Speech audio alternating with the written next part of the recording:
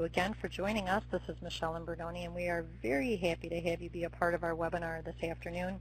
Once again, before we get started, please let's do a quick check to make sure everybody's able to hear us okay. If you're having any problems at all, please post that in the Q&A pod and let us know if you're having any difficulty. Once in a while we do experience some technical difficulties, so if our audio fades, please let us know that so that we can go ahead and fix that right away. You'll notice on the bottom left-hand side of your screen that there are documents available for download, so you'll be able to access those. Those will disappear in a little bit, but they will be available for you to go ahead and access after the webinar concludes as well. We do encourage you to hop on Twitter and follow and participate with live tweets during the webinar. That information is highlighted in yellow for you, and we would love for you to do that. Also, to support your learning today, those of you who have just recently joined us, if you would please consider accessing your evaluation rubric and your professional growth plan. Those will be very resourceful documents that you'll be able to access and be able to use later in the webinar. So for today, what do you hope to learn from today's webinar? Different types of artifacts that can be collected, how artifacts can support your professional practice and evaluation, and how to collect artifacts authentically were the questions that were posed. And we do want to say thank you for participating in that poll question. And we do appreciate you being a part of that conversation while you were waiting. And it is an honor for both my colleague Joe Priest and I to host this webinar for many of you who are taking time out of what we know is a very busy time of year. And we know that the work that you do throughout our state with our students is never ending. We are excited to share some of the content with you in support of your professional practices during the educator evaluation cycles for continuous improvement. It is our goal to provide information and guidance that will empower teachers to take ownership of their evaluation and professional growth processes. We would also like to encourage your participation during today's webinar. We will have more poll questions and group responses. Please also use the Q&A pod to post any questions that you may have throughout the course of the webinar. We will attempt to answer as many of these questions during the live webinar as possible. Following today's webinar, we will send out an expanded Q&A document with extended answers to the questions from today's session. Additionally, after the webinar, we will also send out via email the presentation slide deck and a link to the recording of today's webinar session. Those of you who are interested in Sketch Credit, we do need to emphasize that you must respond to a survey that will take place after the webinar concludes in order to get Sketch Credit. Participants are eligible for Sketch Credits after attending at least 3 webinars in this series. The process for obtaining Sketch Credit is you will receive the survey link via email after the webinar concludes. You must respond to that survey with your PIC number included, and you will then receive the standard Sketch email from MOEX. The webinar today is to provide guidance and support to teachers to engage in the evaluation and professional growth process. We hope to encourage teachers to embrace their evaluation processes and frameworks as tools and strategies for your professional growth. We understand that the participants on today's webinar are likely working with different adopted evaluation models and that each of these frameworks has identified processes. Therefore, we are providing guidance that is vendor agnostic, not specific to any one particular framework. Instead, best practices that could be brought into any of these frameworks. Again, we would all like to thank you for joining us today. Just as your district has a strategic goal, we do here at MDE also have a strategic goal, and in the Office of Educator Workforce, we are working on our top 10 and 10 strategic goal number 3. MDE believes that high-quality educator evaluations can support both student learning as well as educator well-being. High-quality evaluations can provide teachers with critical feedback on how they can improve their own practice to impact the lives of students. In addition to facilitating educators' personal pursuits of excellence, systematic improvements to the educator evaluations in schools and districts do play an essential role in providing targeted professional development responsive to the needs of educators. We do want to take a moment and draw your attention to this webpage, and for those of you who haven't had an opportunity yet in our series to bookmark some of this vital information, we do want to take a moment and encourage you to do so. We want to point this out because during some recent surveys conducted on behalf of MDE, it was noted that we wanted to be a stronger communicator to stakeholders out in our field. And so we do want to make sure that we are providing resources at your fingertips whenever you need it, as the Office of Educator Workforce is here to support you throughout your process. Our areas of focus for today specifically are to provide evidence of reflective practice. So we're going to go over purpose, strategic evidence collection, 3 types of evidence sources, identifying your own evidence sources, and artifacts from the field.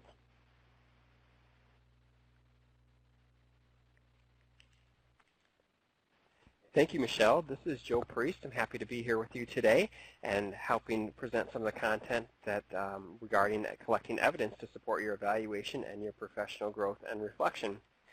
If you think back to our last webinar, for those that were able to join us for that, we presented a protocol that supported the unpacking or the taking apart of your evaluation rubric in an effort to translate each one of those indicators into teacher and student observables of exactly what that would look like in the classroom. We really want to emphasize that that process is really critical to build a shared understanding between teacher and administrator prior to any classroom observations. And the better this understanding is between teacher and administrator, the more evidence that will be collected naturally through those classroom observations. We really encourage teachers as part of this Teacher Empowerment webinar series to take the lead on this process and collaborate with their grade levels, your departments, your professional networks, to build out those observables for both students and teachers within each indicator. In today's webinar, we're going to look at a way to add another layer on top of that by looking at ways to explore evidence collection and artifacts as an aspect to support reflective practice and, again, to continue to support your professional growth. So a little scenario here to kick us off today. You see the quote at the top of the page, "I was evaluated today." You've probably either spoken that yourself as a teacher or heard your teacher colleagues mention that. This phrase is probably quite familiar. Typically it's meant a formal observation has been conducted. It means your supervisor dropped by to observe you teaching a lesson, which is a common occurrence in our schools these days.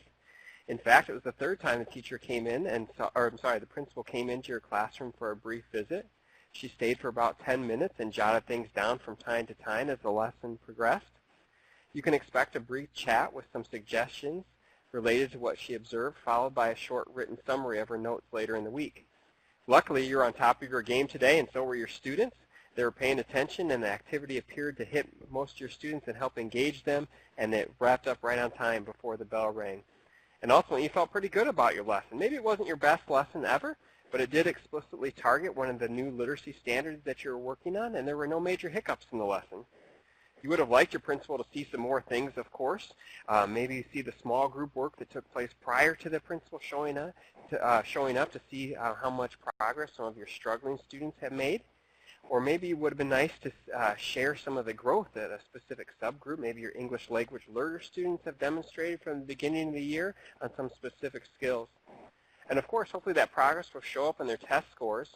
But regardless, the 3 observations that the principal has made throughout the school year should place you on solid ground for your evaluation.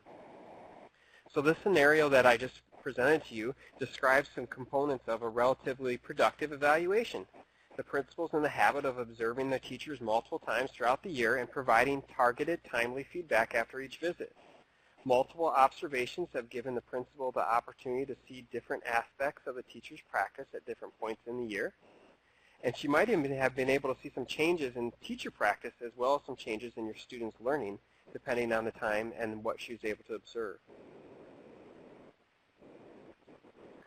Overall, these observations probably facilitated some good conversations around instruction and hopefully resulted in some constructive feedback to the teacher about how to improve their practice. That said, will the principal have enough information to provide this teacher with a comprehensive, informed analysis of their work over the course of the year? Maybe, or maybe not. In fact, the teacher feels that the principal may not have witnessed some of her most proudest achievements that she's been working so hard on. So the question for today, are observations enough? Short, frequent observations are a critical source of evidence in an evaluation. However, observations are not always enough to give supervisors a complete picture of practice. As you know, teaching encompasses much more than the delivery of the lesson. Things that go into the lesson that aren't observable, the curriculum mapping, developing assessments, analyzing your students' work, the lesson planning you do on your own as well as with your colleagues, the one-on-one conferencing you do with struggling students, the connections you make with your parents of your students, and your classroom setup. These are all some of the behind-the-scenes work that make those lessons productive and meaningful for your students. Yet, they may go undetected in a classroom observation. So we're going to talk about today about this opportunity that exists to provide other types of evidence that can also help inform your individual educator evaluation. We want to share this information with you. This comes from a national survey from the U.S. Department of Education asking teachers about how much influence they had on different parts of their school and their school decision making. If we start at the top of the slide, you can see that about 81.3% of teachers surveyed said that they had influence for selecting the performance standards of their school, at their school. 84% of teachers said they had influence in helping to establish the curriculum and making the decisions around curriculum at their school. Another over 80% of teachers said they had influence in helping to determine the content of the professional development programs that would be going on throughout the school year. 60% of teachers said they even had influence in hiring new teachers, sitting on interview panels, reviewing resumes, being part of that process. But if we look at the last bullet point there, less than 50% of teachers surveyed said they had much influence at all in the evaluation of teachers or the evaluation process itself. So today we're going to talk about collecting evidence of effective practice to support and positively influence your evaluation. So far in our webinar series, we've presented strategies to support teacher ownership and involvement in this process and really try to present some ways that teachers can grab a hold of this process, really have control, and really use it as a vehicle to drive their professional development. We talked about our first webinar focused on self-evaluation and goal setting.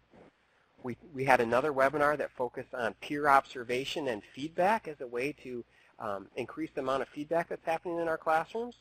And our last webinar focused on unpacking the framework into those classroom observables to build a shared understanding of the teacher rubrics.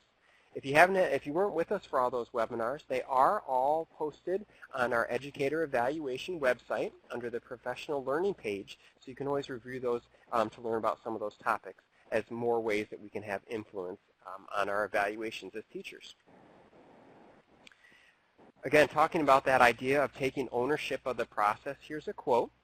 For too long, educators have argued that systems intended to evaluate their performance were being imposed on them rather than being collaboratively developed with their input.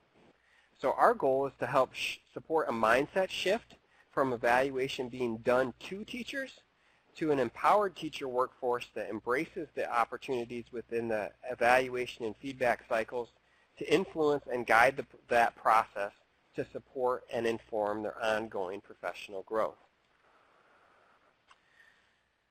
Marzano is a famous researcher and one that is very commonplace in the shared understanding across our district and our state. He recommends, through his research, 5 steps to ensure that teachers receive valid feedback. So I want you to reflect on these 5 steps. Marzano in 2012 recommended that to use teacher self-evaluation as an important step in the evaluation process, to use and that process allows teachers to use the observation tool to rate themselves, and this provides a very useful reference point to start with our observation and our feedback cycles. Marzano recommends using announced observations for different lesson types. This ensures that the observer will see varied examples of instructional strategies. Marzano recommends using brief, unannounced walkthroughs. These short observations provide valuable data to resolve any uncertainties or to affirm the scores and the practices from longer observations. He also recommends the use of recording teachers' classes on video to provide information that can be scored independently or in teams or to increase collaboration around effective instruction. Also, Marzano recommends allowing teachers to challenge summative ratings by providing additional evidence, and this is really what we're going to focus on today, and really having that additional evidence be focused on specific elements of the observation. Some examples of that evidence could be student surveys, artifacts, classroom videos, etc. And of course, all of these things have to occur and be in agreement with the administrative processes, guidelines, and collective bargaining agreements in your district. So while these are recommendations from a national research source, they do of course have to align with the practices within your local system.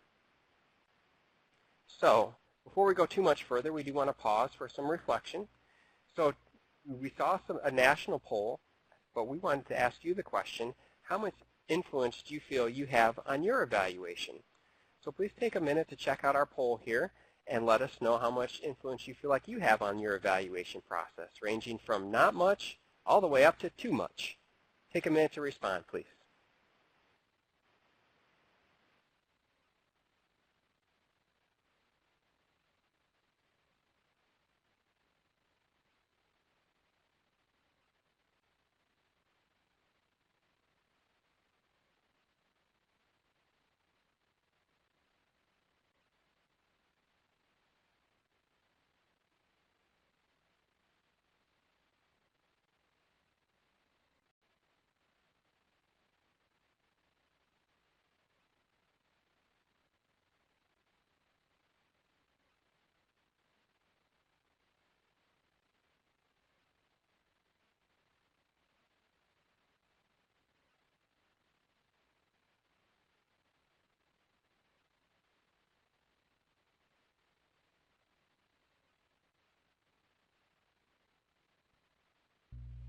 Well, thank you for participating in that poll. We appreciate your active responses. What we're going to take a look at next is providing some considerations for effective evidence collection to support a transparent and authentic process which supports teacher reflection, collaboration, and professional growth. We're going to take a look at strategic evidence collection and your ability to prioritize based on goals and focus areas. Please take a look at this graphic organizer. The first point I want to kind of cover with you is to take a look at the collection of evidence, which is an opportunity to select a single sample of high-quality artifacts and other data that fairly represents the performance and impact. Also, this is not intended to be a record of everything that you have done in that year or a semester or within that trimester. It's also important that there be sufficient evidence that's associated with each standard, such as an evaluator can make an informed judgment related to the practice under that standard. With that being said, the preponderance of evidence should focus on your goals, high priority indicators, and any critical school priorities that have not been addressed by your professional practice and standard learning goals. The evidence should also never be manufactured or created for the sake of evaluation, but rather reflect a sample of your day-to-day daily work. School leaders can also identify common artifacts for which all educators are responsible. These artifacts represent evidence of school-wide goals or objectives that are also relevant. There is no set number of artifacts required to be submitted, and in fact, the number of artifacts to collect will vary from one educator to the next, depending on goals and the action steps within their plan. Whether you identify 8, 10, or even 12 artifacts, the key to ensure a balanced representation of your performance.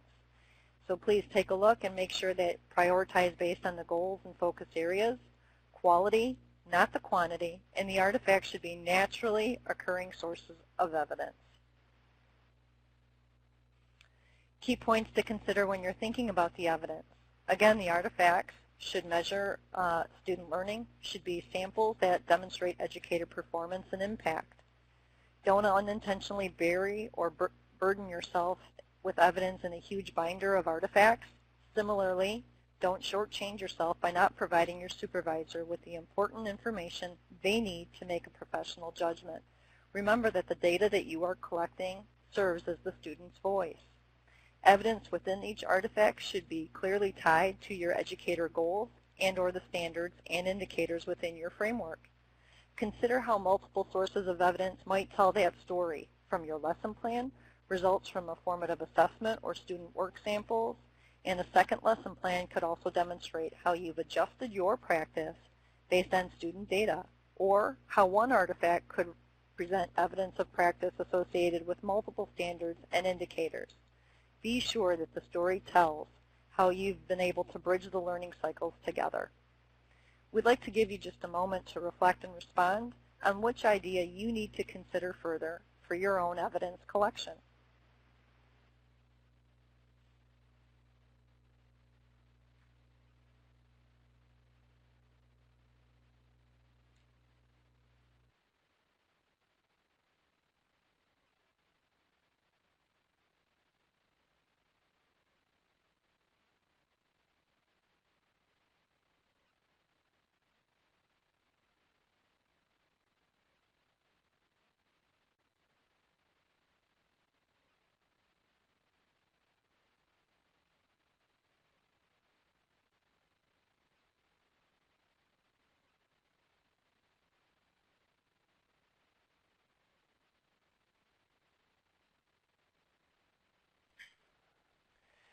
Thank you for responding to that poll question. We're very pleased to see that many people are going to focus on collecting quality sources of evidence and not focusing just on a quantity or a large amount of evidence. We certainly don't want to present this information to make it seem as another requirement or another burden for teachers. We do want to emphasize that these evidence sources can be naturally occurring events, and we're going to show you some examples later that I think will bring that even more tighter into focus.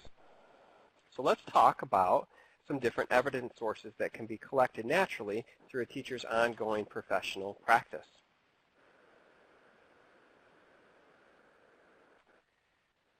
So we are going to look at the three main categories of evidence of products of practice, multiple measures of student learning, and other evidence related to standards of practice. So if you look at that products of practice bubble there in that graphic organizer, this is talking about naturally occurring artifacts that happen within the teacher's planning, lesson plans, student work samples, things of that nature, along with the observations that are announced and unannounced. Those kind of form that first category of what we're going to call products of practice. And then the second category is really focused on the student learning. So that might be evidence of progress towards some of the student learning goals. It might be statewide growth measures. It might be district-determined measures or benchmark assessments that you use within your district. Or it could be other appropriate measures of student growth for non-classroom teachers, like non-core areas of student surveys or other performance assessments that might align with the work and the focus areas of those teachers. Ultimately, we also want to look at that third area there, which is other evidence related to standards of practice. And this can be evidence of family engagement, feedback from your students, or even evidence of professional development or fulfillment of other professional responsibilities. All of these evidence sources together can be combined and used as evidence for your overall educator evaluation. Ultimately, the underlying purpose of this evidence collection is to help have a great conversation between educators and evaluators by helping to reflect together and have a representative picture of educator practice. Ultimately, like Michelle mentioned earlier, evidence should be aligned to your priorities. High priority evidence is aligned to district and school goals and should be the focus of an individual educator's evaluation. If we start at that point, an evaluator and educators can then use the rubric as an organizing tool. For example, one district identified key areas to focus on based on an analysis of the prior year's observation data, the district's improvement plan, and research about high leverage instructional strategies. So let's, again, dig in a little bit deeper into different types of evidence sources. The first family or category of evidence is classroom products and outcomes. The first being evidence from classroom observations. We're accustomed to this type of observation data being part of the evaluation process. The short announced observations as well as longer announced or unannounced observations all fall under this category of evidence. Now, this is primarily the supervisor's responsibility to collect this type of evidence. So let's also talk about where the teacher can have more influence, and that's in the second type of product, which are additional artifacts that can support a teacher's claim of their effective practice. Both sources of evidence should yield information related to the educator's practice within the defined standards and within the educator's goals. Collecting artifacts of your effective practice could include anything from team-developed curriculum units to lesson plans to parent-teacher communication logs. And again, artifacts should always be products of an educator's work that demonstrates the knowledge and skills of that educator. In other words, the artifacts should be naturally occurring products related to the day-to-day work of instruction and never be manufactured solely for the evaluation process. So we looked at classroom products of practice as the first source of evidence. Let's take a look at another category of evidence related to the measurement of student learning and growth. This second category also informs the summative performance rating. As we look ahead to the 2018-19 school year, we know that 40% of teacher evaluations are required to be based on student growth outcomes, with 20% being required to be based on outcomes for M-STEP data for grades 4 through 8, ELA and math. All districts and PSAs in the state must then decide the assessment source for measuring student growth for at least 20% of all teachers' evaluations. This decision to use local assessment data creates an opportunity for teacher autonomy and decision-making in the measurement of student growth for their evaluation. These measures can and should go beyond traditional standardized year-end assessments and should include things like performance assessments, capstone projects, or even interim and unit assessments. It all depends on what the LEA seeks to measure. For example, a math teacher might include unit assessment trend data in her evidence portfolio to demonstrate student growth related to a particular topic, while a counselor might incorporate attendance records and college application rates in their evaluation portfolio. Multiple measures of student learning, growth, and achievement must be comparable across similarly situated educators and must include state assessment data when applicable, as well as district-determined measures. So the bottom line here with this information is that district decisions can support teacher autonomy to put you in the driver's seat. Your data sources that you collect and provide as evidence should help explain what's the story behind the numbers. The incorporation of artifacts and measures of student learning provides educators with a really unique opportunity to frame the nature of their evaluations. Use this evidence to tell a story of your professional growth, and specifically here, tell a story of your student learning. We've used this slide.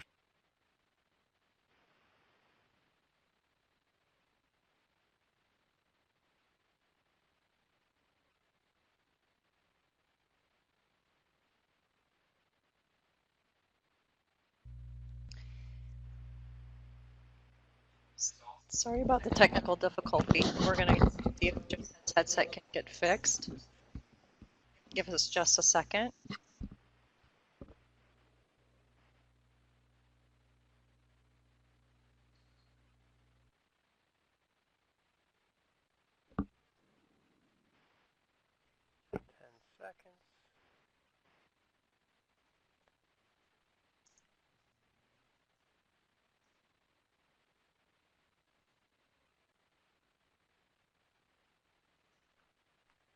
Sorry, everybody. I think I'm back with you now. I apologize for that short delay. I want to hone in on the purpose of educator evaluation as being a means and a product to support student learning.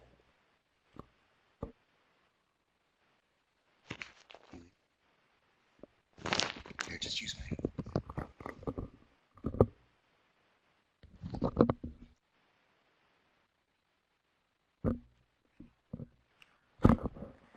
All right, sorry everybody for that. We had some audio issues there. I think we're back with you now.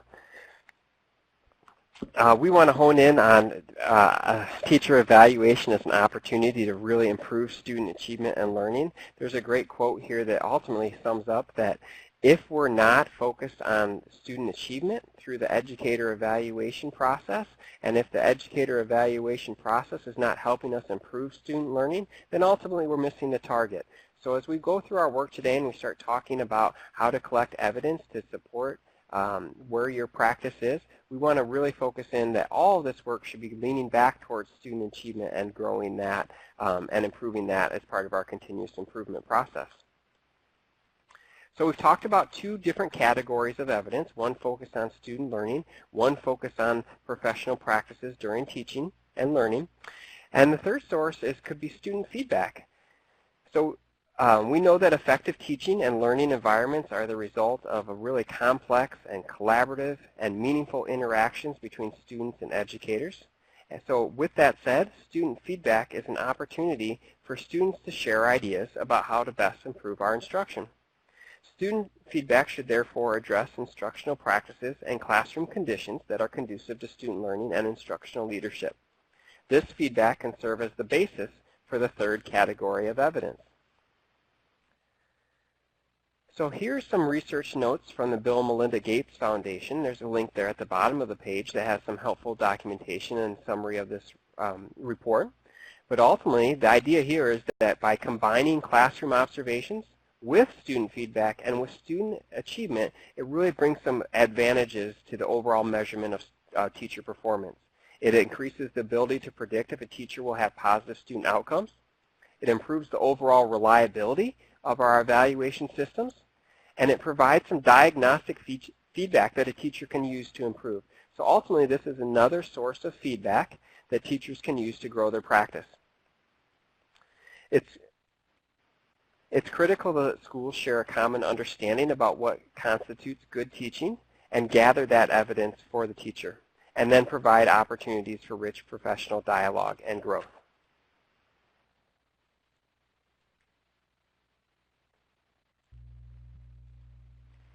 We are now going to transition to the portion of the webinar where we're going to talk about selecting your own evidence sources, and we'd like to help you select some evidence sources to support your professional practice. That next piece, how do we go about identifying your own evidence? At this point, you've already developed your goals, and you've either completed or are well on your way to completing your professional growth plan. This is the ideal time to start identifying evidence you will collect to demonstrate your effective practice. As we consider what types of artifacts to collect, be sure that the artifacts will demonstrate progress toward the identified goals. For example, a classroom assessment report may reveal a wide range of student performance.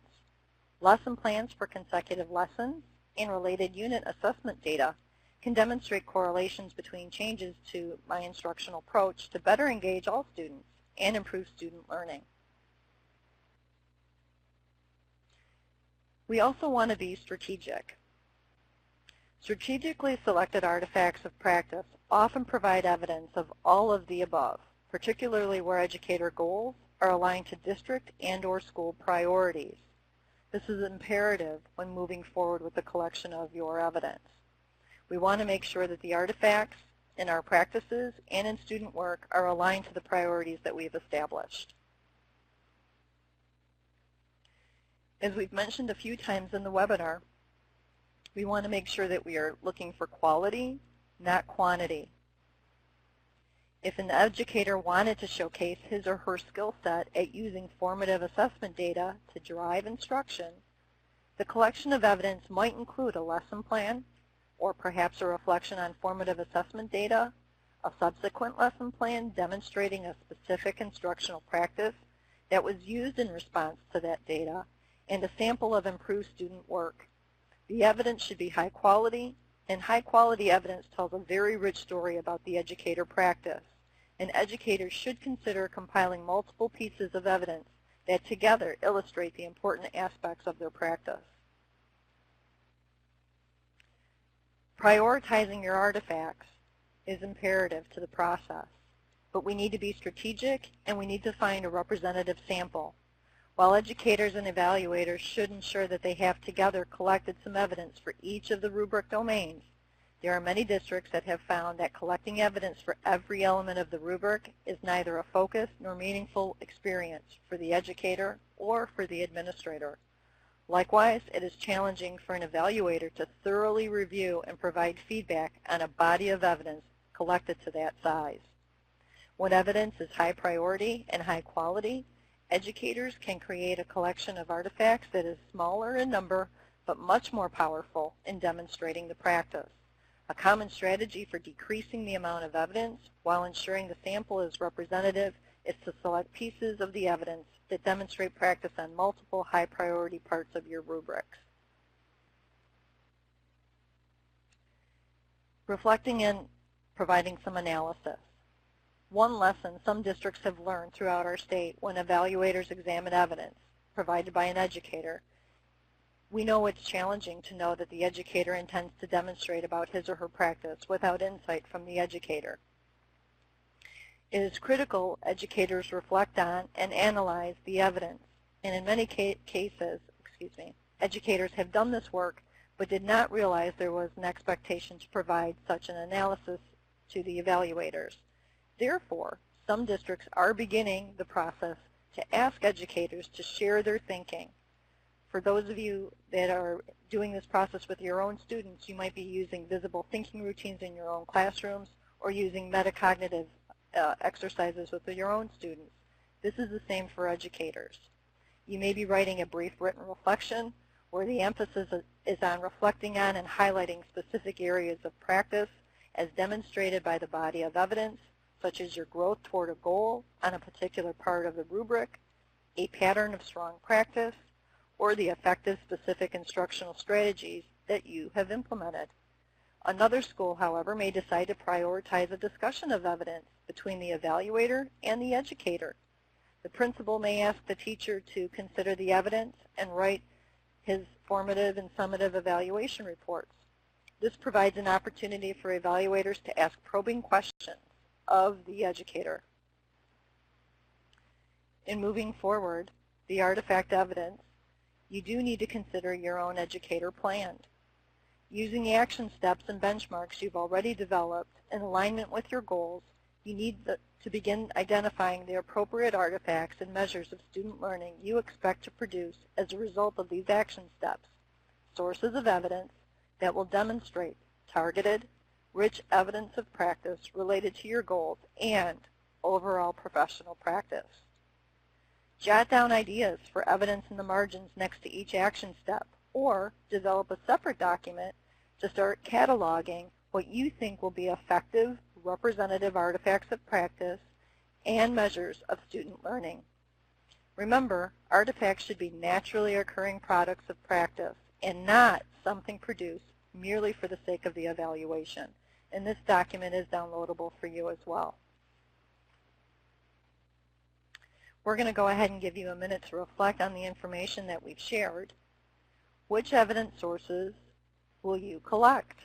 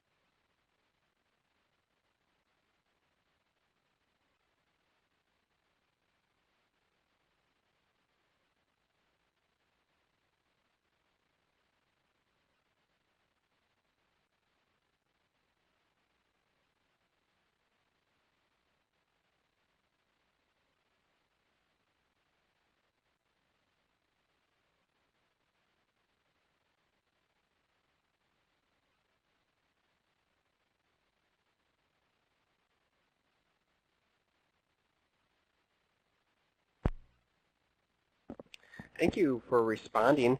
Before we leave this poll, please take a moment to look and see what your fellow educators are responding with as different evidence sources that they're going to consider reflecting to demonstrate their practice. We have a lot of people thinking about evidences of student learning. You can see different assessments or data sources there, as well as really I think it's quite profound how many teachers and educators in the room are thinking about getting feedback from their students as a way to provide a feedback source for teachers. I think that's great learning for today. Okay, let's take a look at some actual authentic examples from the field and consider how these artifacts align with the evaluation rubrics. So this is going to be the part of the webinar where it'll be really helpful if you have your teacher evaluation rubric or framework with you, because I'm going to ask you to do some responding with some information from that reference. So, and I also want to emphasize that these artifact examples came from our Michigan Teacher Leader Advisory Council, which is a fantastic group of teachers that we've assembled here at MDE as part of our ESSA plan to help provide guidance across the state and support educators across the state. So we have some really fantastic teachers on that team who were willing to share some of their evidence sources and artifacts. So I hope you find those helpful today. So let's again take a look at some of these authentic examples. And when we're talking about evidence collection, best practice is to focus on going from our evidence back to our rubric and not the other way around. So we don't want to start with the rubric and then try to come up with a piece of evidence for each of those elements or domains. That will be very overwhelming. Instead, let's think about collecting some natural sources of evidence that we're proud of and then connecting those back to the rubric. Many artifacts will be able to demonstrate your performance on multiple parts of the rubric, and we're going to see that here in our example here. So what we're going to ask you to do here is I'm going to present some different evidence sources. I'm going to talk to you a little bit about what they are, and then we're going to ask you to respond in the Q&A box with which domains and indicators align with that evidence. So this is where you'll be going to your teacher evaluation rubric and grabbing some language from there from an indicator or domain that you think really matches this evidence source. So our first piece of evidence is the Student, Family, and Community Partner Engagement Log. Take a look at your evaluation rubric and think about how keeping a log of the communication that we have with students and families could be where that could align with our evaluation rubric. So please take a moment to type into the Q&A box a domain or an indicator from your evaluation rubric that will connect with this evidence source.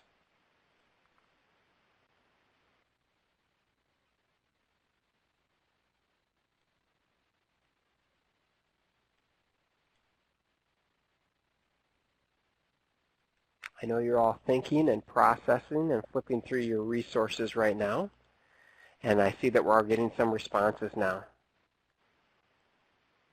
Okay, Erica looks like she's probably using the Marzano model. She's referring to domain 4, the professional responsibilities, and Erica even found a specific indicator within that domain that could really align with this. So yes, in Marzano, domain 4, and emphasizing the element positive interactions with parents and students is a great indicator. If you're using the Thoughtful Classroom rubric, there's elements and domains there regarding positive relationships.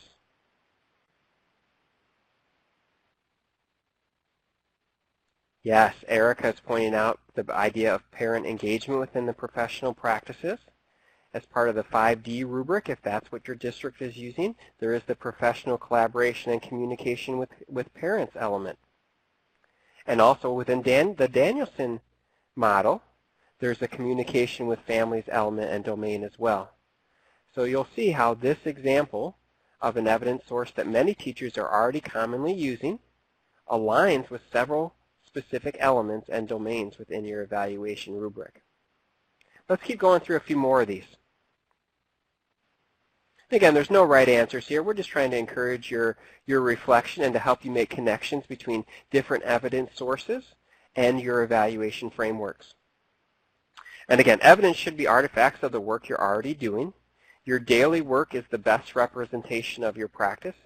And ultimately, you as a teacher, you know what best exemplifies your practice in the critical areas of planning, the use of data, the professional learning that you're doing, and your work with students, colleagues, and parents. The artifacts that are on the slide today are a few examples around the idea of lesson planning. I know these are kind of small. On the left is a lesson plan review tool that has a way for evaluators and teachers to work together to look through lessons to see if the lessons are aligned to standards and if they also include evidence of assessment or a connection to assessments, as well as connections to a school improvement plan. The document on the right-hand side of the slide there is a lesson plan outline that has several aspects on there. It has a spot to identify objectives for the lesson, the purpose of the lesson, as well as some materials, and what the students will do during the lesson, as well as an anticipatory set to ready your students for learning, and also the procedure for your lesson. So think again about how this evidence source could connect back with your domain, the specific domains and indicators within your rubric. I see some new responses here. Thank you for typing into the Q&A. Keep going there. We have an example there from the Danielson Professional Responsibilities, the usage of reflective learning, identifying critical content. That's definitely a 5D element there. Yeah, for Marzano, you're probably looking in domain 2 around planning and preparing, the scaffolding, identifying standards, how to include technology. There's even elements within the Marzano method of how to plan for specific subgroups of your students, your English language learners, your students working under IEP plans. In Danielson, you're probably looking really hard at domain 1 right now, demonstrating how the knowledge of the content and the students is included within your lesson plan, as well as the use of resources and having a coherent plan for instruction. In 5D, there's several spots here too that you should be connecting to, specifically within that purpose domain, looking at the learning targets, success criteria, and the performance tasks that we're identifying for students to complete, as well as within the curriculum domain, the materials, tasks, opportunities for differentiated instruction. Thoughtful Classroom, this connects for you too. How to prepare for your students for learning, how to deepen learning, present new learning. Let's look at a few more examples here before our webinar time winds up. Here's some student learning examples. Take a look at your evaluation rubric and see where these might align. Again, on the left here we have a student data tracker. So I know it might be a little difficult to read, but at the top of that student data tracker there's a spot for students to identify the academic goal, as well as identify why this goal is important. In the middle of the page it has a strategy for what the student will do to help meet those goals. And on the right-hand side of the page, as well as the bottom of the page, is where students are tracking their results. So again, continue to think about how this aligns to your specific teacher evaluation rubric. You might be thinking of things about learning goals, tracking student progress, encouraging student and teacher reflection on learning.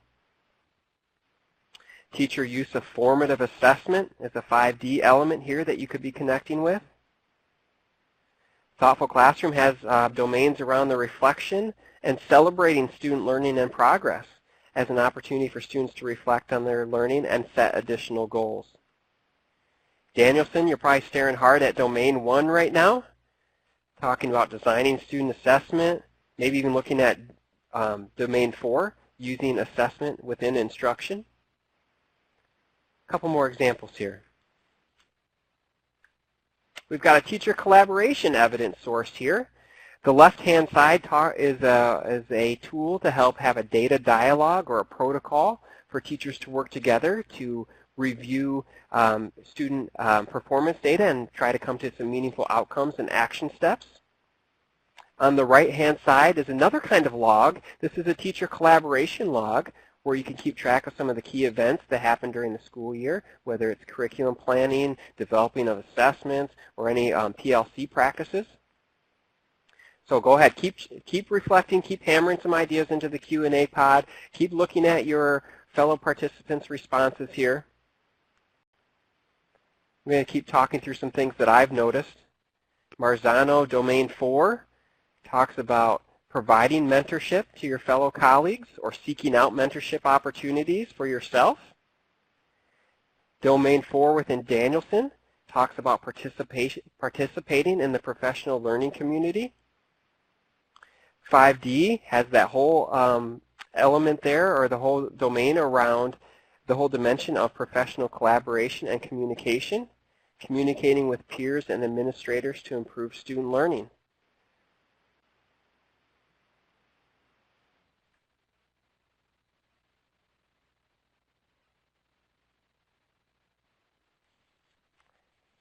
Continuing on, this is our last evidence source here. And I'm realizing that not all of you can see your peers' responses in the Q&A. I apologize for that. We will make sure that those all get extended out in our, and help you to align those when our follow-up email where we expand the Q&A. So we'll make sure to help you make those connections and share what your fellow participants saw as connection points as well. So our last one here is a self-reflection evidence document. You can see the one on the left is a district-provided or a school-provided tool that asks some reflection questions for teachers to think about, to reflect on their practice. And then the one on the right, and I know it's, again, some small text there, but that actually spells out each of the elements within the domains and gives teachers opportunities to reflect on their current practice. Many of you have probably went through this type of process as you started your school year or your evaluation cycle this year. So as we look at this element of reflection, those definitely connect back again to our evaluation models. Domain 3 in Marzano is all about teacher reflection. Domain 4 in Danielson is also about reflecting on teaching with the idea of helping use reflection as a way to grow and develop professional practice. So again, the purpose of this chunk of the webinar was to look at some of these naturally occurring sources, things that we're collecting along the way, and then thinking about how they connect to multiple spots on the rubric as it's evidence of our really effective practice. Thank you for your participation. Again, I wish everyone could see the tons of responses that we have in the Q&A. We'll, again, make sure that those get organized and sent back out to you following this webinar so you can make sure you can see the collective thinking and learning from the group today. Thank you for your thoughtful participation there. We do have one more poll question here as we close out our webinar today. And it just asks you to think about which evidence sources are best aligned with your professional growth goals this year. So it could be some of the ones I've shown you as examples, or it could be other ones that you're thinking about have been naturally occurring that are coming up for you in your day-to-day practice, and connecting those back to their specific goals that you set for yourself. So we'll take a minute to respond to this poll question, and then we'll wrap up our webinar for today. Thank you for your participation. Feel free, and please make sure you spend some time not only responding, but checking out the responses of your peers today. Thank you again for your participation.